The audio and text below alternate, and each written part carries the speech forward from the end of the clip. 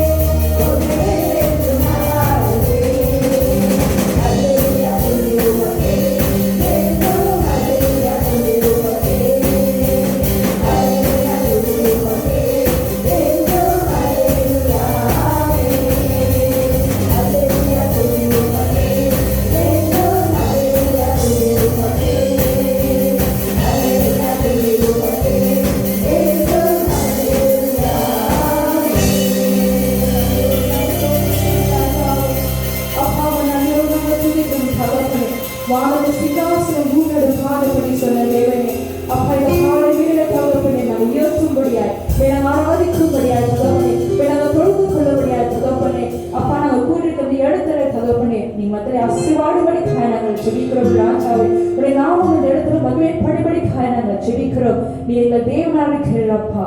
உண்மை நன்றோடு நாங்கள் ஸ்தோத்திரிக்கிறோம் ராஜாவே. அப்பா ஸ்தோத்திரம்.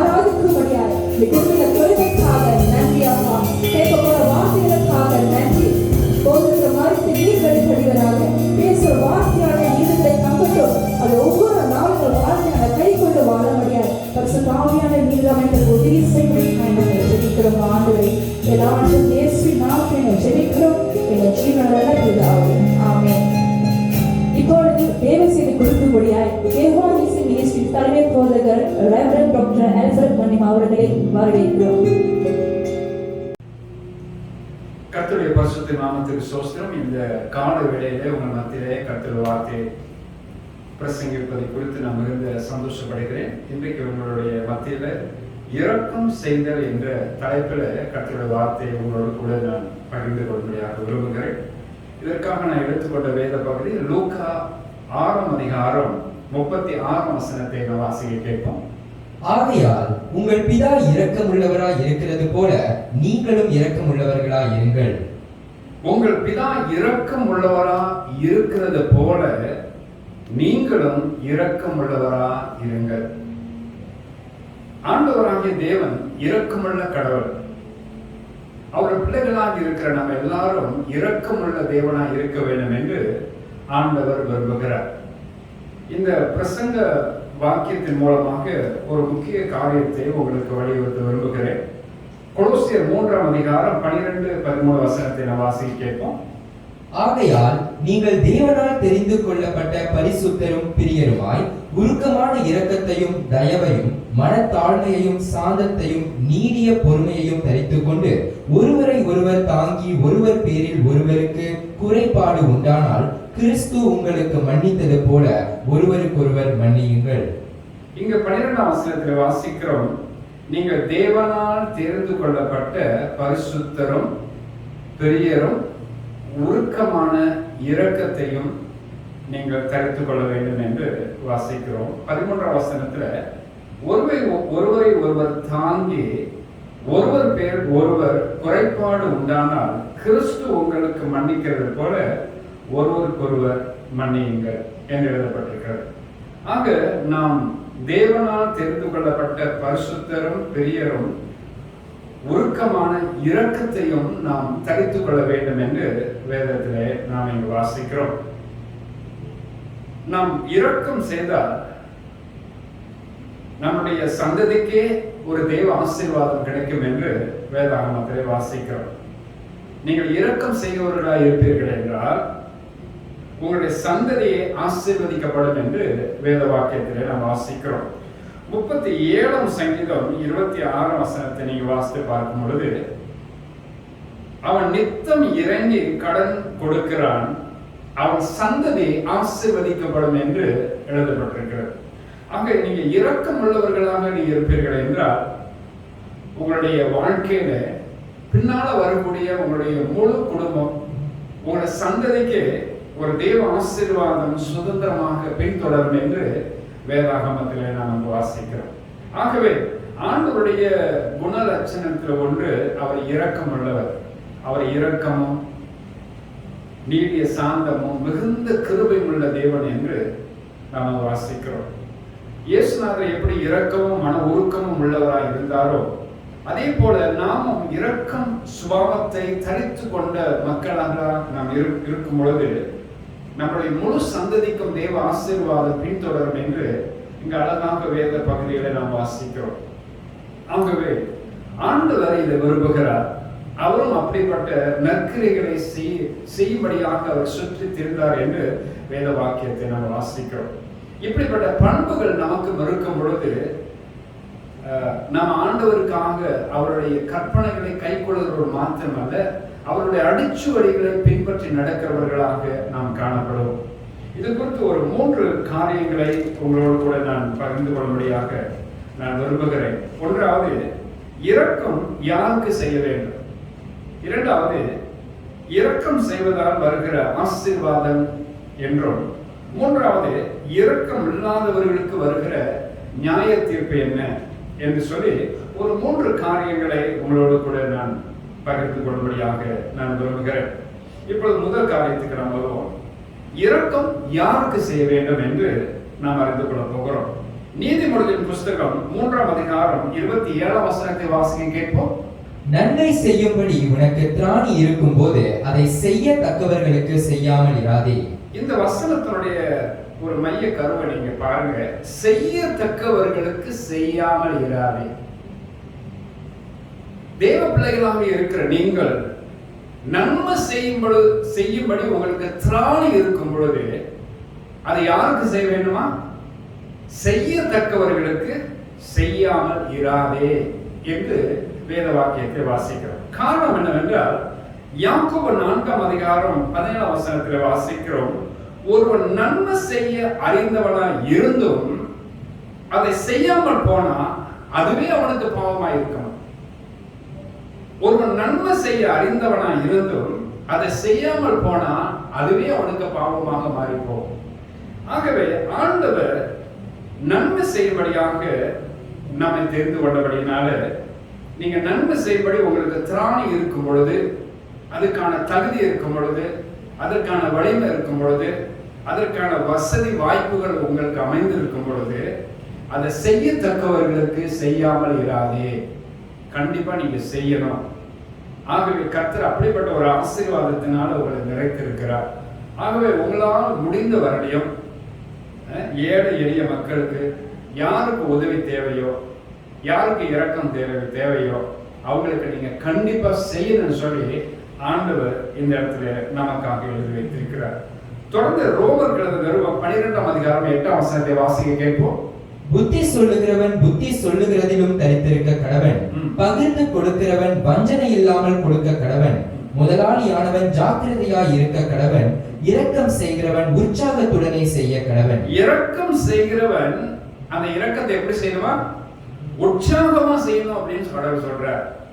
ஊக்கமா செய்யுங்க, முழு அன்போடு, உங்களுடைய இருதயத்தோடு, உற்சாக மனப்பான்மையோடு, உள்ளன்போடு செய்யணும் அப்படிங்கிற ஒரு மன வாஞ்சியோடு, தாகத்தோடு.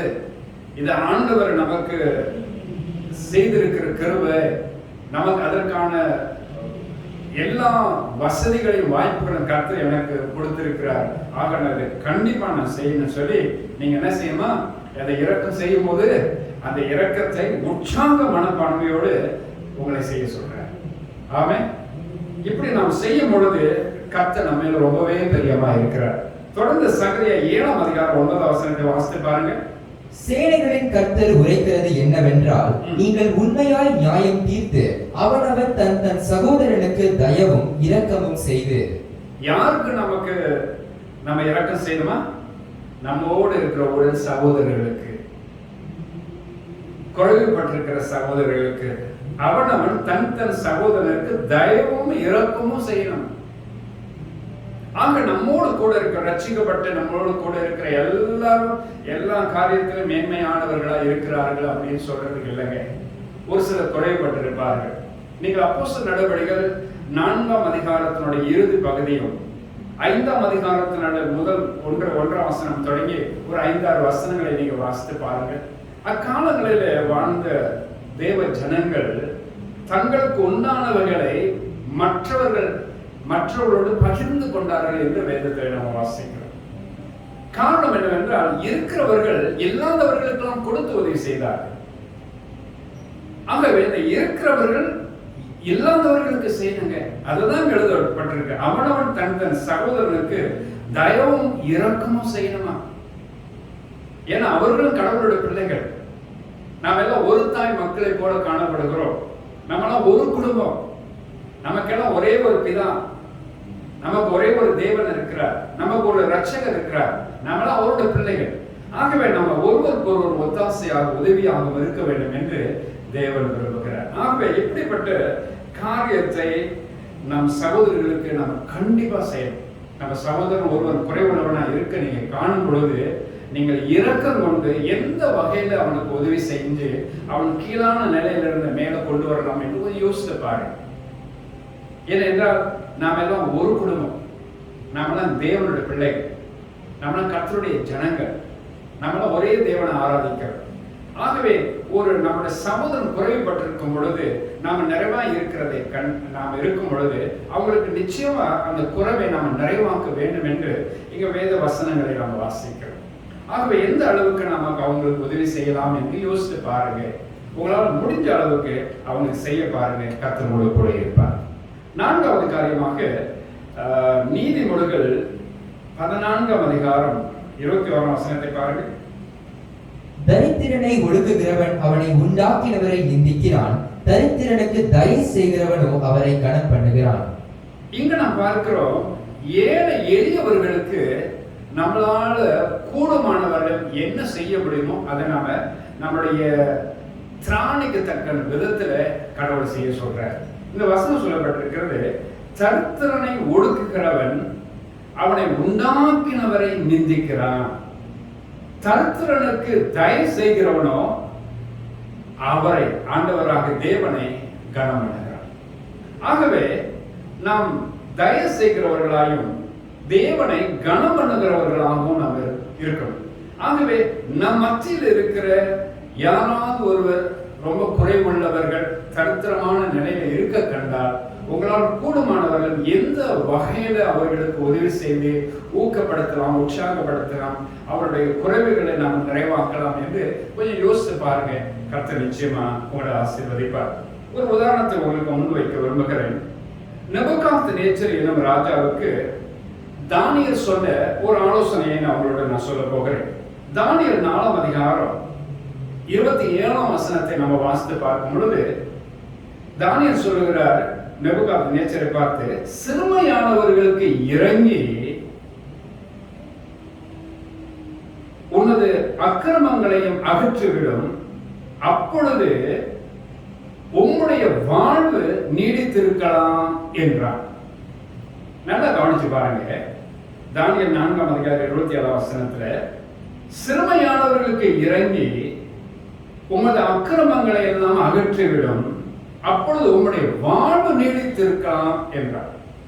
அப்ப நாம ஏழை எளிய மக்களுக்கு, சிறுமையானவர்களுக்கு, ஒடுக்கப்பட்ட மக்களுக்கு உதவி செய்யக்கூடிய நிலையில் உள்ள மக்களுக்கு நாம் ஏதாவது ஒன்று நாம் அவங்களுடைய குறைவுகளை நாம் இறங்கி நாம் உதவி செய்யும் பொழுது நம்முடைய வாழ்வு நீடித்திருக்கணும்.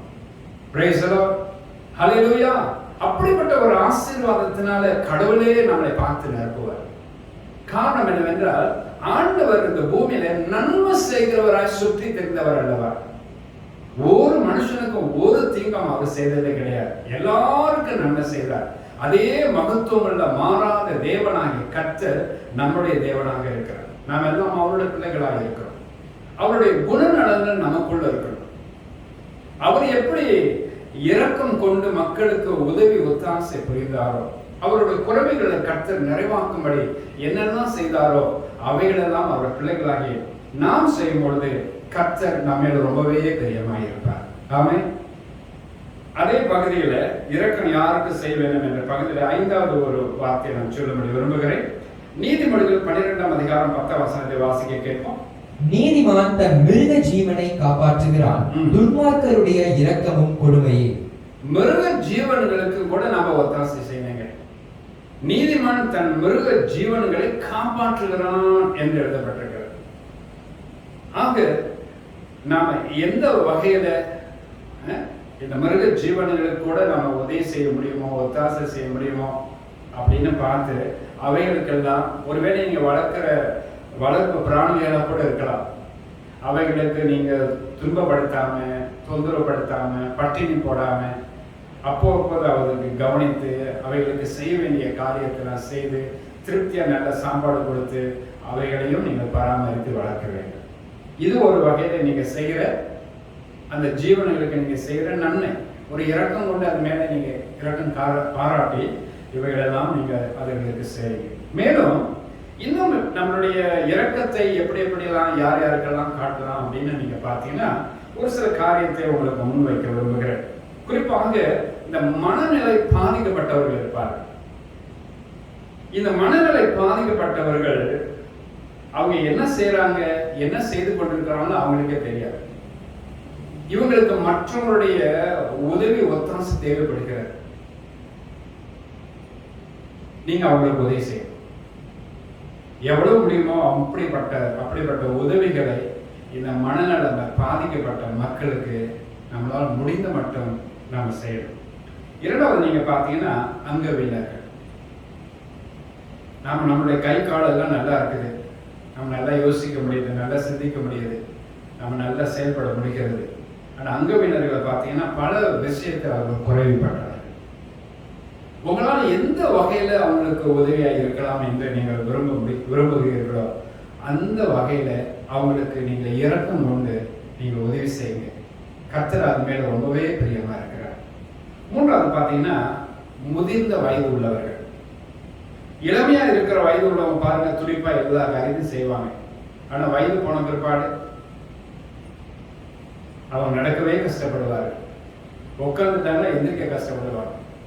எந்திரிச்சிட்டாங்கன்னா மறுபடியும் திரும்பி உட்கார்றதுக்கே கஷ்டப்படுவார். ஒரு தடவை படுத்துட்டாங்கன்னா மறுபடியும் எந்திரிக்க கஷ்டப்படுவார். ஏனென்றால் அவங்களுடைய சரீரம் உறுப்புகள் சரியா ஒத்துழைக்காதவர்கள். ஆக இப்படிப்பட்ட மனிதர்களை நீங்கள் காணும் பொழுது அவங்களுக்கு ரொம்பவே ஒத்தாசையா இருக்கும், ரொம்பவே உதவியா இருக்கும். அவங்களை கனம் பண்ணணும். அவங்க முதிர்ந்தவர்கள், நரைத்தவர்கள், அவர்களுக்கு நாம் கூடுமானவர்களையும் அவங்களை கனம் பண்ணணும், அவங்களை மரியாதையா நம்ம நடத்தணும். அவங்களுக்கு அவங்க மேல இரக்கம் கொண்டு அவங்களுக்கு என்னென்னலாம் நம்ம செய்ய முடியுமோ அவைகளெல்லாம் செய்ய வேண்டும் என்று வேத வாக்கியத்தை நாம் பார்க்கிறோம். அடுத்த ஒரு ஆளை நான் சொல்றேனாக்கா, போதை பித்தர்கள். ஏதாவது ஒரு பித்துக்கு அடிமைப்பட்டவர்கள், ஒருவேளை குடி போதையா இருக்கலாம், போதை வஸ்துக்கள் சம்பந்தப்பட்ட காரியங்களா இருக்கலாம், ஏதோ ஒன்றுக்கு அடிமைப்பட்டவர்கள்.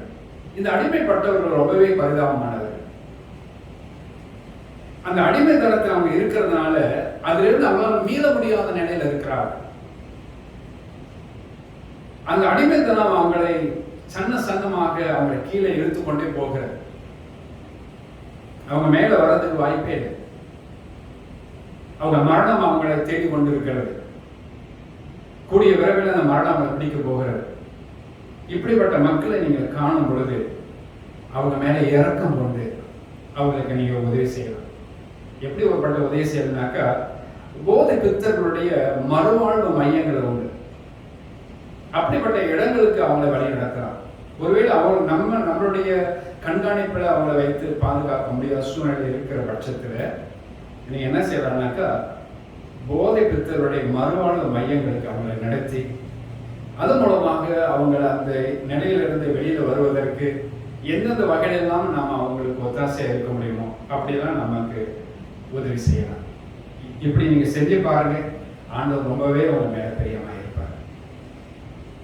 தொடர்ந்து நீங்க பாத்தீங்கன்னா, அனாதை பிள்ளைகள், திக்கற்ற பிள்ளைகள், இந்த விதவைகள், இப்படிப்பட்டவங்களுக்கு உங்களால கூடுமானவர்களையும் நீங்க அவங்களுக்கு ஒத்தாசையா இருந்து உங்களுடைய இரக்கத்தை அவங்களுக்கு நீங்க பாராட்டலாம்.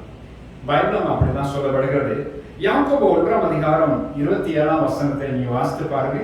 திக்கற்ற பிள்ளைகளும் விதவைகளும் படுகிற உபத்திரவத்திலே அவர்களை விசாரிக்கிறதும் உலகத்தால் கரைபடாதபடிக்கு தன்னை காத்துக் கொள்வதுமே பிதாவாகிய தேவனுக்கு முன்னதாக மாசில்லாத சுத்தமான பக்தியா இருக்கிறது என்று வாசிக்கிறோம். திக்கற்ற பிள்ளைகளும் விதவைகளும் படுகிற உபத்திரவத்திலே, இந்த திக்கற்ற பிள்ளைகள், திக்கு தெரியாத பிள்ளைகள், திசை மாறி போன பிள்ளைகள், கணவனை இழந்து தனித்து நிற்கிற தாய்மார்கள் ஒரு 3-4 பிள்ளைகளை வைத்திருப்பாங்க. சிறு பிள்ளைகளா இருப்பாங்க. அவங்களை பராமரிக்க ரொம்பவே கஷ்டப்படுவார்கள். ஆக இந்த திக்கற்ற பிள்ளைகளும் விதைகளும் படுகிற உபத்திரவம், அவங்களுக்கு நேரிடுகிற துன்பத்துல, இன்னல்கள்ல நீங்கள் இரக்கம் கொண்டு ஏதாவது ஒரு வகையில நீங்க அவங்களுக்கு ஒத்தாசையா இருக்கலாம். நீங்க அப்போஸ்தலர் நடவடிக்கைகள் 6ஆம் அதிகாரத்தை நீங்க வாசித்து பார்த்தீங்கன்னா, விதவைகளுடைய அன்றாட விசாரணைக்காக ஆதி சபையில ஆட்களை நியமனம் பண்ணி அவர்களை பராமரித்தார்கள் என்று வேதாகமத்தை நாம் வாசிக்கிறோம். அப்ப ஆதி சபை மக்களும் இப்படிப்பட்ட காரியத்திலே அவர்கள் கண்சாலையா இருக்கவில்லை. அவர்களுக்கு என்னென்ன உதவி செய்யலாம், என்னென்ன ஒத்தாசை செய்யலாம் என்று அறிந்து அவர்கள் மேல் இரக்கம் கொண்டு இதெல்லாம் செய்தார்கள் என்று வேதத்தை நம்ம வாசிக்கிறோம். இன்றைக்கு இருக்கிற இந்த நவீன சபைகள் இதை நம்ம செய்யணும். அன்றைக்குள்ள சபைகளே அப்படி செஞ்சிருப்பார்கள் என்றால் இன்றைக்கு இருக்கிற சபைகள் எவ்வளவு பெரிய காரியத்தை செய்யலாமே. இது மூலமாக ஆண்டவருடைய திருநாமத்தை நாம் மகிமைப்படுத்த முடியும். இந்த திக்கற்ற பிள்ளைகள், விதவைகள், ஒருவரை ரட்சிக்கப்பட்டவர்கள், ரட்சிக்கப்படாதவர்களோ, இந்த அங்கவீனர்கள் சொன்ன மனநல பாதிக்கப்பட்டவர்கள், முதியோர்கள், போதை பித்தர்கள், இவர்களுக்கெல்லாம் இந்த மறுவாழ்வு மையங்களாக நிறையவே இருக்கிறது. அப்படிப்பட்ட இடங்களுக்கு அவங்களை நாம் நடத்தலாம். அதற்கான அவங்க அப்படி தங்குறதுக்கான வாய்ப்புகள், வசதிகளை நாம் ஏற்படுத்தி கொடுக்கலாம் திருச்சபை மக்கள். இதன் வழியாக ஒரு நம்முடைய சமுதாயம் சீர்படுவதற்கு வாய்ப்புகள் உண்டு. நீங்கள் ஒருவேளை நல்ல கிறிஸ்துவ இல்லங்களுக்கு இவர்கள் அனுப்பி வைப்பீர்கள் என்றால் அவங்களுக்கு ஆண்டவராகிய இயேசு கிறிஸ்துடைய போதனை வழியாக அவங்களுடைய வாழ்க்கையில் ஒரு மாற்றம் ஏற்படும். அந்த நிலையிலிருந்து அவர்கள் மாறுவதற்கு நிறைய சந்தர்ப்பங்கள் உண்டு. இதன் மூலமாக ஒரு நல்ல வாழ்க்கை அவர்கள் அமைத்துக் கொள்ளலாமே. ஆகவேதான் ஆண்டவர் சொல்றாரு, இந்த யாக்கோபு 1:27 வாசிக்கிறோம், திக்கற்ற பிள்ளைகளும் விதவைகளும் படுகிற உபத்திரத்திலே அவர்கள் விசாரிக்கிறது. நம்ம விசாரிக்க வேண்டும். நம்மளாம் கர்த்தருடைய பிள்ளைகள். ஆண்டவர் நம்மை நம்பி இப்படிப்பட்டவர்களை வைத்திருக்கிறார். நாம தான் அவர்களுக்கு ஒத்தாசையா உதவியாக இருந்து நாம் இரக்கம் பாராட்டி அவர்களை நடத்தி வரும் பொழுது இந்த சமுதாயத்தில் ஒரு சீர்திருத்தத்தை நம்ம கொண்டு வர முடியும். ஆமே. இதை நம்ம செய்யாமல் போனால் நம்மளுடைய சமுதாயமே சீர்கட்டு போவதற்கு கிறிஸ்தவர்களா இருக்கிற நாம் காரணமா இருக்கிறோம். நாம் ஒரு பக்கம் கண்ணை மூடி கொண்டிருக்கிறது போல ஆயிரும். யார் எக்கெடு கெட்டு போனாதான் எனக்கு என்ன அப்படிங்கிற மாதிரி ஆயிரும். அதற்காக ஆண்டவர் நம்ம தெரிந்து கொள்ளவே நற்கிரிகளை செய்யும்படியாக கிறிஸ்து இயேசுவுக்குள் ஆண்டவர் நம்ம பிடித்திருக்கிறார். ஆமென். ஆகவே நம்ம மக்களுக்கு எவ்வளவு நன்மைகள் செய்ய முடியுமோ அங்க தேவை உள்ள ஜனங்களை நாம் பார்த்து அவர்களுக்கு நாம் செய்ய வேண்டியதை எல்லாவற்றையும் நாம் செய்வோம் என்றால் கர்த்தர் நம் மேல ரொம்பவே பிரியமாயிருப்பார். கர்த்தர் நம்மளுக்குள்ள இருப்பாராக. இரண்டாவது காரியமாக இரக்கம் செய்வதால் வருகிற ஆசீர்வாதத்தை குறித்து உங்களோட கூட நான் பேசும்படி விரும்புகிறேன். ஒரு வசனத்தை எடுத்து வாசிப்போம். மத்தேயு எழுதின சுவிசேஷம் 5ஆம் அதிகாரம் 7ஆம் வசனத்தை வாசிக்க கேட்போம். இரக்கம் உள்ளவர்கள் பாக்கியவான்கள், அவர்கள் இரக்கம் பெறுவார்கள். இரக்கம் உள்ளவர்கள் பாக்கியவான்கள், அவர்கள் இரக்கம் பெறுவார்கள். Praise the Lord. நீங்கள் இரக்கம் கொண்டு யாருக்காவது ஒருவருக்கு உங்களுடைய இரக்கத்தினாலே நீங்க உதவி செய்ய பாருங்க. ஆண்டவர் உங்களை பார்த்து என்ன செய்ய சொல்றாரு? நீங்க இரக்கம் பெறுவீங்க. Praise the Lord.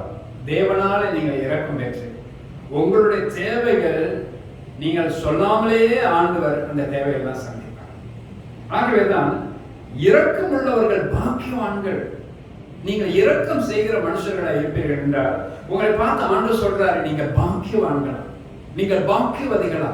காரணம் என்னவென்றால் நீங்கள் இரக்கம் உள்ளவர்கள், நீங்கள் இரக்கம் செய்கிறபடினால ஆண்டவர் சொல்றாரு நீங்கள் இரக்கம் பெறுவீர்கள். Praise the Lord. இரண்டாவது வசனத்தை நீங்க பாருங்கள். நீதிமொழிகள் 11ஆம் அதிகாரம் 17ஆம் வசனத்தை வாசிக்க கேட்போம்.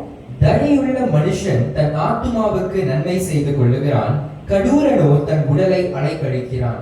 தயை உள்ள மனுஷன் தன் ஆத்துமாவுக்கு நன்மை செய்கிறார். நீங்க இரக்கம் நீங்க செய்கிற அந்த குணநலம் உங்களுக்குள்ள இருக்கும் என்றால் ஆண்டவர் உங்களை பார்த்து சொல்றாரு, உங்களுடைய ஆத்மாவுக்கு நீங்க நன்மை செய்றீங்க. உங்க ஆத்மாவுக்கு நீங்க நன்மை செய்றீங்க. தயை உள்ள மனுஷன் தன் ஆத்மாவுக்கு நன்மை செய்து கொள்ளுகிறான் என்று வேதத்தில் வாசிக்க.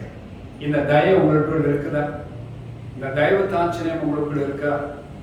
இந்த தயை இருக்கிற இருதயம் உங்களுக்குள்ள இருந்தா அந்த இரக்க குணம் தானாவே உங்களுக்குள்ள வந்துடும். ஆண்டவர் மெய்யாகவே உங்களை ஆசீர்வதிப்பார். இந்த உலகத்துல ஒரு கூட்ட மக்கள் குறைவு உள்ளவர்கள் இருக்கவே செய்யறாங்க. தேவ ஜனங்கள் தேவனை ஆண்டவர் நம்ம தெரிந்து கொண்ட நோக்கம் என்ன தெரியுங்களா? அப்படிப்பட்ட குறைவுள்ளவர்களை நீங்க காணும் பொழுது அவங்களோட குறைவுகள்ல நீங்கள் ஒத்தாசையா இருக்கணும், நீங்க உதவியா இருக்கணும். அந்த குறைவை நிறைவாக்க பாருங்க. அவர்களும் தேவனுடைய பிள்ளைகள் தானே. அவர்கள் நம்மோடு கூட இணைந்து ஆண்டவருடைய திருநாமத்தை மகிமைப்படுத்தக்கூடியவர்கள் தானே. நீங்க செஞ்சு பாருங்க. கர்த்தர் மெய்யாக உங்களை ஆசீர்வதிப்பார். மூன்றாவதாக நீதிமொழிகள் 20ஆம் அதிகாரம் 28ஆம் வசனத்தை வாசிக்க கேட்போம். தயையும் சத்தியமும் ராஜாவை காக்கும், தயையினாலே தன் சிங்காசனத்தை நிற்க பண்ணுவான். இங்க ஒரு அழகான ஒரு சத்தியத்தை ஆண்டவர் நம்ம இடத்துல பேசுகிறார். தன் சிங்காசனத்தை நிற்க பண்ணுவான் என்று எழுதப்பட்டிருக்கிறது. அப்படி என்றால் தயையும் சத்தியமும் ராஜாவை காக்கும். உங்களுடைய சிங்காசனம் நிலை நிற்குங்க. உங்களுடைய ஸ்தானம் நிலை நிற்கும். நீங்க எந்த ஸ்தானத்தில் இருக்கிறீங்களோ அந்த ஸ்தானம் உங்களை விட்டு போவார். அந்த ஸ்தானத்தை நீங்க தற்காத்துக் கொள்வீர்கள். நீங்க இருக்கிற நிலையை தற்காத்துக் கொள்வீங்க.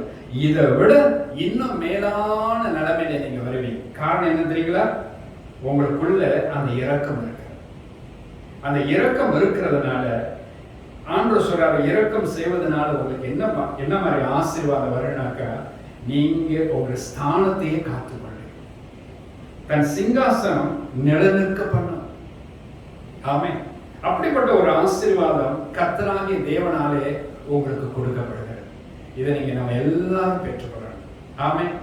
நாம் நல்லபடி இருக்கவும், நாம் நன்றாக வாழ்ந்திருக்கவும், நாம் சுகமா தங்க பண்ணவும் கர்த்தர் மெய்யாகவே இப்படிப்பட்ட இரக்கம் குணமுள்ள மக்களை வைத்து ஆண்டவர் ஒரு தேவ ஆசீர்வாதத்தை அவங்களுக்குள்ள நிரப்பி வச்சிருக்கிறார். ஆமென். நீங்க இரக்க குணம் உள்ளவங்களா இருப்பீங்கன்னா ஆண்டவருடைய ஆசீர்வாதத்தின் கரம் உங்க பக்கத்திலே உங்களோட கூடவே இருக்கு. இந்த தேவ ஆசீர்வாதத்தின் கரத்தினால நீங்க அநேக ஆயிரங்களுக்கு உதவி செய்யலாம். அதற்காக தான் ஆண்டவர் உங்களை தேர்ந்தெடுத்தார். ஆமென். கர்த்தர் உங்களோட கூட இருப்பாராக. தொடர்ந்து தயையினாலே நம்முடைய சிங்காசனம் நிலைநிற்கும் என்று நம்ம வாசித்தோம். நம்மளுடைய ஸ்தானம் நிலைத்திருக்கும் என்று நம்மளோட கூட நான் சொன்னேன். இந்த தயவும் அந்த இரக்கமும் செய்யற காரியத்துல ஆண்டவராகிய இயேசு என்ன சொல்றாருன்னு சொல்லி வேதத்திலிருந்து ஒரு பகுதியை உங்களுக்கு நான் வாசிக்க விரும்புகிறேன். மத்தேயு எழுதின சுவிசேஷம் 25ஆம் அதிகாரம் 35-36 வசனத்தை வாசிக்க கேட்போமா? பசியாய் இருந்தேன், எனக்கு போஜனம் கொடுத்தீர்கள். தாகமாய் இருந்தேன், என் தாகத்தை தீர்த்தீர்கள். அந்நியனாய் இருந்தேன், என்னை சேர்த்துக் கொண்டீர்கள். வஸ்திரமில்லாதிருந்தேன், எனக்கு வஸ்திரம் கொடுத்தீர்கள். வியாதியாய் இருந்தேன், என்னை விசாரிக்க வந்தீர்கள். காவலில் இருந்தேன், என்னை பார்க்க வந்தீர்கள் என்பார். அதற்கு ராஜா பிரதியுத்தரமாக, மிகவும் சிறியவராகிய என் சகோதரரான இவர்களில் ஒருவனுக்கு நீங்கள் எதை செய்தீர்களோ அதை எனக்கே செய்தீர்கள் என்று மெய்யாகவே உங்களுக்கு சொல்லுகிறேன் என்பார். சரி, இங்க நம்ம வாசிக்கிற வேத பகுதி பாருங்க. 35-36 வசனத்தை பார்க்கும் பொழுது ஒரு 6 காரியத்தை ஆண்டவர் நம்மோடு பேசுறார். பசியா இருந்தே எனக்கு போஜனம் கொடுத்தீர்கள். தாகமாயிருந்தேன், என் தாகத்தை தீர்த்தீர்கள். அந்நியனாயிருந்தேன், என்னை நீங்க சேர்த்து கொண்டீர்கள். வஸ்திரம் இல்லாதிருந்தேன், எனக்கு வஸ்திரம் கொடுத்தீர்கள். வியாதியாயிருந்தேன், என்னை விசாரிக்க வந்தீர்கள். காவலில் இருந்தேன், என்னை பார்க்க வந்தீர்கள். இப்போது மக்கள் கேட்கிறாங்க, ஏன் எப்ப ஆண்டவரே நீங்க இப்படிலாம் இருக்க கண்டு நாங்க உங்களுக்கு என்னென்ன காரியத்தெல்லாம் நாங்க செய்தோம் அப்படின்னு. 40ஆம் வசனத்துல ஆண்டவர் சொல்றாரு, மிகவும் சிறியவராகிய என் சகோதரனான இவர்களில் ஒருவனுக்கு நீங்கள் எதை செய்தீர்களோ அதை எனக்கே செய்தீர்கள் என்று மெய்யாகவே உங்களுக்கு நான் சொல்றேன். அப்படி என்றால் கர்த்தர் இதுல என்ன சொல்றாரு? மிகவும் சிறியவராகிய என் சகோதரனான இவர்களில் ஒருவனுக்கு. ஆண்டவர் சொல்லும் போது பாருங்க, மிகவும் சிறியவராகிய இவர்களில் ஒருவனுக்கு அப்படின்னு சொல்லியிருக்கலாம்.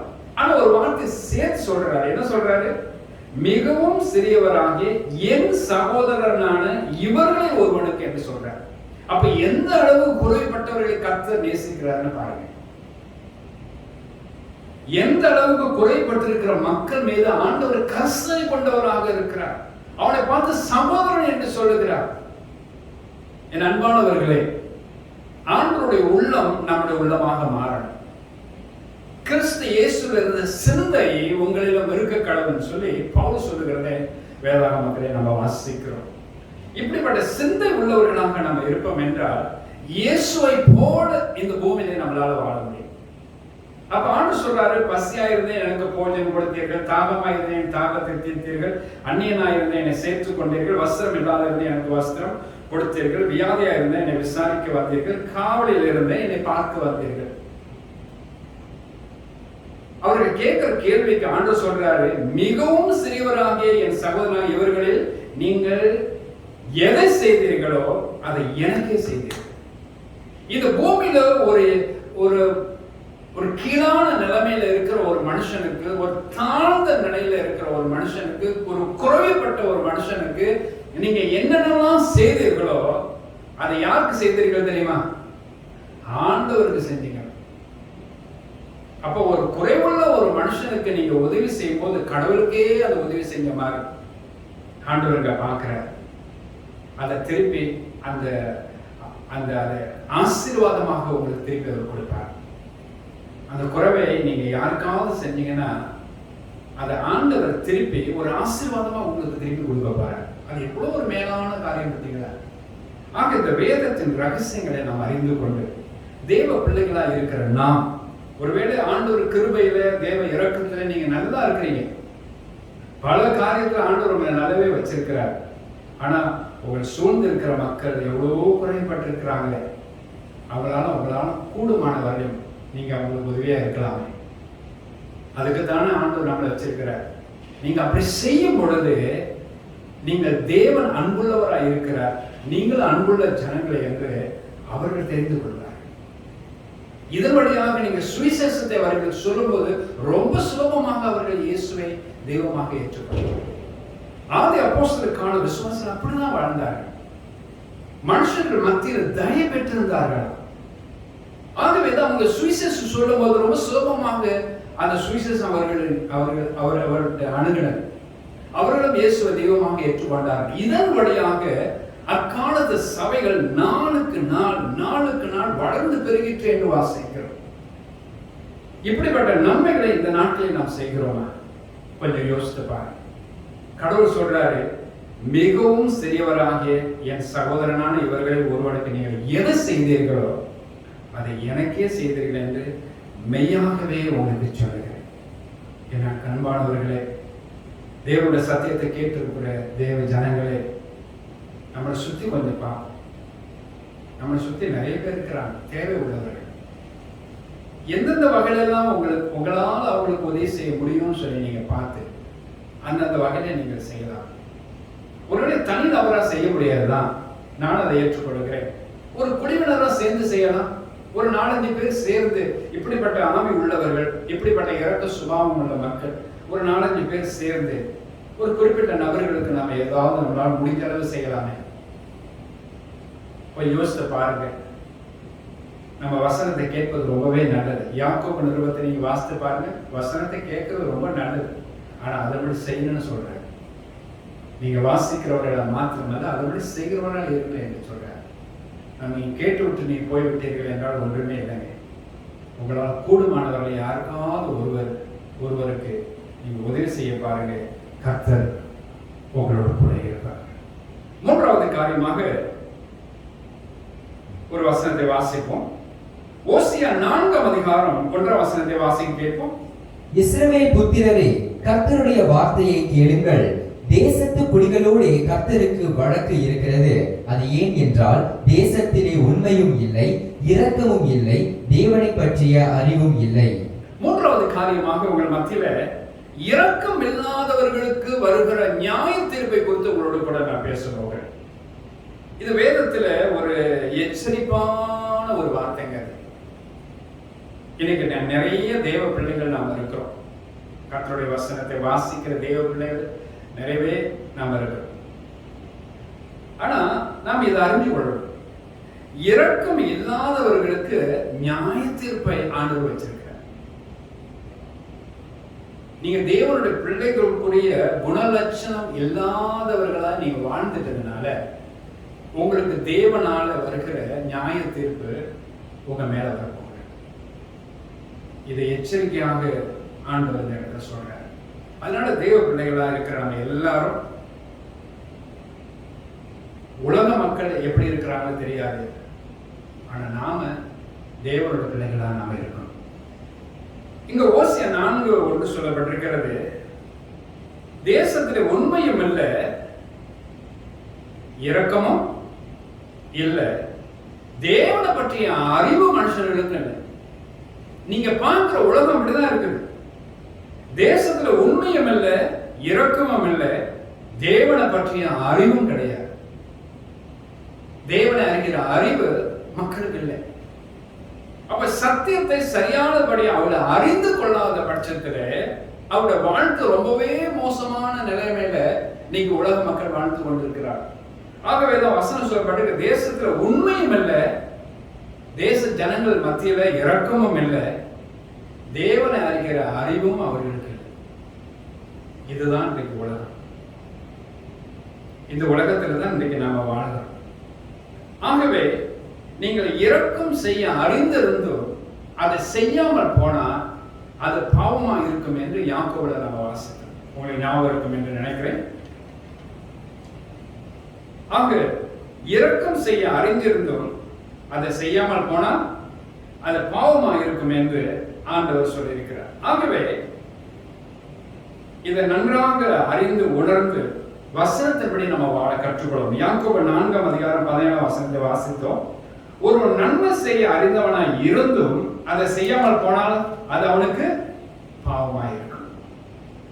ஆக நம்மள நன்மை செய்ய அறிந்தவர்கள், நாம எல்லாருக்கும் நன்மை செய்யணும். ஆனா ஏன் இரக்கம் இல்லாதவர்களுக்கு இரக்கம் இல்லாத நியாய தீர்ப்பு கிடைக்கும் என்றால், இந்த உலகத்தை நீங்க பார்க்கும் பொழுது ஓசியா 4 அதிகாரம் 1 வசனத்துல ஆண்டு சொல்றாரு, தேசத்துல உண்மையும் இல்லை, இரக்கமும் இல்லை, தேவனை பற்றிய அறிவு கூட மக்களுக்கு இல்லை. அதனாலதான் இந்த உலகம் இருக்கிறது. ஆனா நீங்கள் நானும் கர்த்தரை அறிந்து கொண்டவர்கள். ஆமென். மத்தேயு 23 அதிகாரம் 23 வசனத்தை வாசிக்க கேட்போம். மாயக்காரராகிய வேத பாரகரே, பரிசேயரே, உங்களுக்கு ஐயோ! நீங்கள் ஒர்த்ததாமிலும் வெந்தயத்திலும் சீரகத்திலும் தசம பாகம் செலுத்தி நியாய பிரமாணத்தில் கற்பித்திருக்கிற விசேஷித்தவைகளாகிய நீதியையும் இரக்கத்தையும் விசுவாசத்தையும் விட்டுவிட்டீர்கள். இவைகளையும் செய்ய வேண்டும், அவைகளையும் விடாதிருக்க வேண்டுமே. இங்கு ஆண்டவர் வேத பாரகரை குறித்தும் பரிசேயரை குறித்தும் பேசும்போது சொல்றாரு, மாயக்காரரே, நீதியையும் இரக்கத்தையும் விட்டுவிட்டீர்கள் என்று சொல்றார். இந்த வேத பாரகரும் பரிசேயர்களும் யூத மக்களுக்கு போதிக்கிற போதனை செய்கிற ஒரு ஆசாரியர்கள் இவர்கள். அதாவது போதகமார்கள். இந்த போதகமார்களா இருக்கிற இவர்களை குறித்து இயேசுநாதர் பேசும்போது சொல்றாரு, வேத பாரகரே பரிசேயரே, உங்களுக்கு ஐயோ என்று சொல்லுகிறது போல சொல்றாரு. ஏன் அப்படி சொல்றாரு? மாயக்காரராகிய நீங்கள் நீதியையும் இரக்கத்தையும் நீங்க விட்டு விட்டீர்கள். நீங்க நீதியும் செய்யல, மக்களுக்கு நீங்க இரக்கம் கூட காட்டலையே. நீங்க மாயக்காரர்கள் என்று சொல்லி அவங்களை பார்த்து ஆண்டவர் பேசுகிறதாக நம்ம பார்க்கிறோம். எனக்கு அன்பான தேவ மக்களை, ஆண்டவருடைய பிள்ளைகளை கொஞ்சம் கவனிச்சு கேளுங்க. நாம் இந்த வேத பாரகரை போல பரிசேயரை போல நாம் இருக்கக்கூடாது. இவர்கள் மேல் வருகிற நியாயத்திற்கு மிக அதிகம். ஏனென்றால் இவர்கள் மாயக்காரர்கள், நீதியையும் இரக்கத்தையும் விட்டுவிட்டார்கள். அவங்களோட வேதத்திலே, அவங்க வாசிக்கிற வேதத்திலே எல்லாமே ஒன்றுதான், ஆனா அதை அவங்க செய்யாம விட்டுட்டாங்க. அதனால ஆண்டு சொல்றாரு, அவங்களை பார்த்து மாயக்காரர்கள், நீங்கள் போதிப்பது ஒன்று, நீங்க செய்வது ஒன்று. நீங்க போதிப்பது கர்த்தருடைய வார்த்தையா இருக்கிறது, ஆனா அதன்படி நீங்க செய்யறது இல்லை. நீங்க மாயக்காரர்கள் என்று அவங்களை பார்த்து சொல்லுகிறார். தொடர்ந்து யாக்கோபு 2 அதிகாரம் 13 வசனத்தை வாசிக்க கேட்போம். ஏனென்றால் இரக்கம் செய்யாதவனுக்கு இரக்கமில்லாத நியாய தீர்ப்பு கிடைக்கும், நியாய தீர்ப்புக்கு முன்பாக இரக்கம் மேன்மை பாராட்டும். யாக்கோபு 2 அதிகாரம் 13 வசனத்தை வாசிக்கிறோம். இரக்கம் செய்யாதவனுக்கு இரக்கமில்லாத நியாய தீர்ப்பு கிடைக்கும். யார் ஒருவர் இந்த பூமியில இரக்கம் செய்யலையோ, இங்க பாருங்க, நீங்க தேவ பிள்ளைகள், கர்த்தருடைய வேத வசனங்களை எல்லாம் நன்றாக அறிந்து நீங்கள் அறிந்தவர்கள், இந்த பிரசங்கத்தை நீங்க கேட்டவர்கள், நீங்க இரக்கம் நீங்க செய்யலன்னா ஆண்டவர் சொல்றாரு, தேவையுள்ள மக்களை நீ அணுகி அவங்களுக்கு உங்களால கூடுமானவர்களையும் உங்களால முடிஞ்ச அளவும் அவங்களுக்கு நீங்க உதவாமல் போனால், அவங்களுக்கு ஒத்தாசையாம இருக்காமல் போனால், அவர்களுடைய குறைவுகளை நீங்கள் நிறைவாக்காமல் போனால், அந்த தருத்தர நிலைமையில் அப்படியே அவர்களை விட்டு விடுவீர்கள் என்றால், உங்களை பார்த்து ஆண்டவர் சொல்றாரு, இரக்கம் செய்யாதவனுக்கு இரக்கம் இல்லாத நியாய தீர்ப்பு கிடைக்கும். இதுக்காவது அஞ்சி, இந்த வசனத்துக்கு அஞ்சி பயந்தாவது நம்ம என்ன செய்யணும்? ஆண்டவருடைய வார்த்தைக்கு உணர்ந்து, வேதத்தில் நமக்கு ஆண்டவர் என்ன எழுதி வச்சிருக்கிறாரோ அதை நம்ம செய்யணும். அப்ப இரக்கம் இல்லாதவனுக்கு இரக்கமில்லாத நியாய தீர்ப்பு கிடைக்கும். எனக்கு அன்பானவர்களே, நாமெல்லாம் தேவனை அறிந்து தேவனுக்கு உண்மை உள்ள பரிசுத்த மனவாட்டியாக இந்த பூமியில நாம் வாழ்ந்து கொண்டிருக்கிறோம். முடிவாக ஒரு வார்த்தையை நான் சொல்லி நான் முடிக்கும்படி விரும்புகிறேன். வேத வாக்கியத்தை நீங்க வாசித்து பார்த்தீங்கன்னா யாக்கோபு 2ஆம் அதிகாரம் 13ஆம் வசனத்துல ஒரு பகுதி எழுதப்பட்டிருக்கிறது. நியாய தீர்ப்புக்கு முன்பாக இரக்கம் மேன்மை பாராட்டும். நியாய தீர்ப்புக்கு முன்பாக இரக்கம் மேன்மை பாராட்டும். ஒரு காலம் ஒண்ணு வருங்க, நாம எல்லாம் வெள்ளை சிங்காசனத்துக்கு முன்னுக்கு ஆண்டு சமூகத்துல போய் நிக்கணும். ஆனா அந்த காலத்துல நீங்க செய்த மிகுதியான இரக்கத்தை ஆண்டவர் பார்ப்பார். இப்ப நீங்க இரக்கம் செய்றீங்க தானே, இரக்கம் செஞ்சு கொண்டிருக்கீங்க தானே, தேவையுள்ள மக்களுக்கு ஒத்தாசை உதவி பண்ணிட்டு தானே இருக்கிறீங்க, குறைவுள்ள மக்களுக்கு நீங்க உங்களால் முடிஞ்ச அளவு செஞ்சுட்டு தானே இருக்கிறீங்க. அதெல்லாம் கர்த்தர் அறிவார். அந்த வெள்ளை சிங்காசனம் முன்னுக்கு உங்களை நியாயம் தீர்க்கும் பொழுது ஆண்டவர் சொல்றாரு, நியாய தீர்ப்புக்கு முன்பாக இரக்கம் மேன்மை பாராட்டும். அக்காலங்களில் நீங்க செய்த எல்லா நன்மைகளையும் ஆண்டவர் நினைவு கூறுவார். எத்தனையோ சிறுமையானவர்களுக்கு நீங்க ஒத்தாசையா இருந்திருக்கிறீங்க அல்லவா, உதவியா இருந்திருக்கிறீங்க அல்லவா, அவங்களோட குறைவுகளை நீங்க நிறைவாக்கி இருக்கிறீங்க அல்லவா, அவங்களுடைய தேவைகள் மத்தியில நீங்க இருந்திருக்கிறீங்க அல்லவா, அதெல்லாவற்றையும் கர்த்தர். நீங்கள் அப்படி செய்த ஒரு சில நன்மையினால அவர்கள் பிழைத்திருக்கிறார்கள், அவர்கள் ஜீவன் பெற்றிருக்கிறார்கள். மரிக்கிற தருவாயில ஒரு மக்கள் ஜீவன் பெற்றிருக்கிறார்கள். இதோடு என் வாழ்க்கை முடிந்தது என்ற நிலையில இருந்த மக்களுக்கு நீங்க ஓடி போய் உதவி செஞ்சீங்க இல்லையா, அதெல்லாம் கடவுள் பார்த்திருக்கிறார். இப்ப ஆண்டவர் உங்களை சிங்காசனத்துக்கு முன்னதாக, வெள்ளை சிங்காசனத்துக்கு முன்னதாக உங்களை நிறுத்தி நீங்க செய்த நன்மைகள் எல்லாம் அவர் தராசில நிறுத்தி பார்க்கறது கூட நிறுத்தி பார்க்கிறார். அந்த நேரத்தில் ஆண்டவர் சொல்றாரு, நியாய தீர்ப்புக்கு முன்பாக நீங்க செய்த இரக்கம் அது மேன்மை பாராட்டணும். எவ்வளவு ஒரு உன்னதமான ஒரு சாக்கியம். எனக்கு அன்பானவர்களே, நாம எல்லாம் கர்த்தருடைய பிள்ளைகள், நம்முடைய தேவனுடைய ஜனங்கள். வேத வசனத்தை நாம் அறிந்து கொண்டோம், சத்தியத்தை நாம் புரிந்து கொண்டோம். சத்தியத்தில் எழுதப்பட்ட அனைத்து காரியங்களுக்கும் நமக்கு முன்னாக இருக்கிறது. இவைகளின்படி நடக்கணும், இப்படிதான் நம்ம செய்யணும் சொல்லி கர்த்தர் நமக்கு எழுதி வைத்திருக்கிறார். நம்ம அப்படி செய்யணுங்க. அதுதான் ஆண்டவர் நம்ம இடத்துல எதிர்பார்க்கிறார். நியாய தீர்ப்புக்கு முன்பாக இரக்கம் மேன்மை பாராட்டக்கூடிய அளவுல நம்மளோட வாழ்க்கையை நாம் அமைத்துக் கொள்ளலாமே. அதனால குறைவுள்ளவர்களை நீங்கள் காண்பீர்கள் என்றால் உங்களால் முடிஞ்ச அளவுக்கு ஓடி போய் அவங்களுக்கு உதவி செய்யுங்க. உங்களால் முடிஞ்ச அளவுக்கு அவங்களுக்கு ஒத்தாசை செய்யுங்க. அதுல ஆண்டவர் ரொம்பவே பிரியமா இருக்கிறார். இதோடு நான் என்னோட உரையை நான் முடிக்க விரும்புகிறேன். ஒரு 3 காரியத்தை தெய்வ சமூகத்தில் இந்த காலை வேளையில் நாம் தியானித்திருக்கிறோம். ஒன்றாவது, இரக்கம் யாருக்கு செய்ய வேண்டும் என்று நாம் அறிந்து கொண்டோம். இரண்டாவது, இரக்கம் செய்வதால் வருகிற ஆசீர்வாதங்களை குறித்து நாம் தெரிந்து கொண்டோம்.